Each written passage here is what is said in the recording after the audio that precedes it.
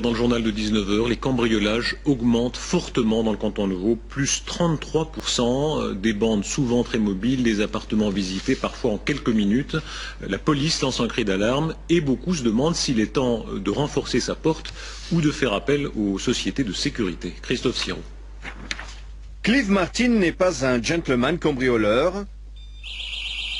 Au contraire, il développe des systèmes d'alarme. C'est un système qui réagit aux ondes de choc. Si quelqu'un casse une vitre, force une fenêtre ou force une porte, directement ça fait une vibration dans l'air qui est captée par l'alarme, analysée, et si ça c'est positif, ça déclenche une alarme. C'est-à-dire le cambrioleur est toujours à l'extérieur.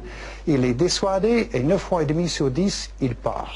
Un son insupportable, 130 décibels dans les oreilles, des voisins prévenus tout de suite, 2000 francs d'investissement. Depuis 15 ans qu'il commercialise ses alarmes, Clive Martin n'en avait jamais vendu autant. Ces chiffres ont doublé en début d'année. Et ici, chaque villa, c'est presque un petit palais. Et c'est pour ça que ces petits criminels qui viennent ici pensent que nous avons de l'argent à gauche et à droite, qui n'est pas la vérité.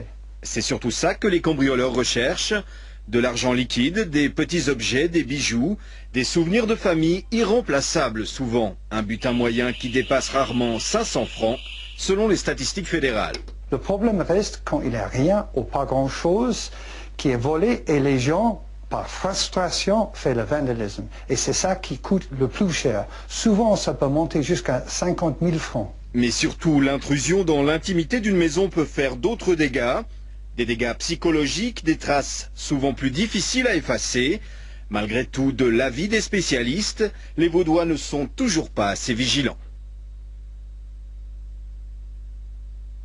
Dans le journal de 19h, les cambriolages augmentent fortement dans le canton de Vaud, plus 33%, des bandes souvent très mobiles, des appartements visités parfois en quelques minutes. La police lance un cri d'alarme et beaucoup se demandent s'il est temps de renforcer sa porte ou de faire appel aux sociétés de sécurité. Christophe Sirot. Clive Martin n'est pas un gentleman cambrioleur. Au contraire, il développe des systèmes d'alarme. C'est un système qui réagit aux ondes de choc. Si quelqu'un casse une vitre, force une fenêtre ou force une porte, directement ça fait une vibration dans l'air qui est captée par l'alarme, analysée, et si ça c'est positif, ça déclenche une alarme. C'est-à-dire le cambrioleur est toujours à l'extérieur. Il est dissuadé et 9 fois et demi sur 10, il part. Un son insupportable, 130 décibels dans les oreilles, des voisins prévenus tout de suite, 2000 francs d'investissement. Depuis 15 ans qu'il commercialise ses alarmes, Clive Martin n'en avait jamais vendu autant. Ces chiffres ont doublé en début d'année. Et ici, chaque villa, c'est presque un petit palais. Et c'est pour ça que ces petits criminels qui viennent ici pensent que nous avons de l'argent à gauche et à droite, qui n'est pas la vérité. C'est surtout ça que les cambrioleurs recherchent. De l'argent liquide, des petits objets, des bijoux, des souvenirs de famille irremplaçables souvent. Un butin moyen qui dépasse rarement 500 francs, selon les statistiques fédérales.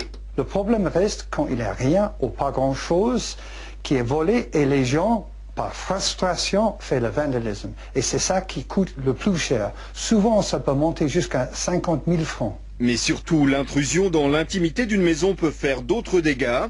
Des dégâts psychologiques, des traces souvent plus difficiles à effacer.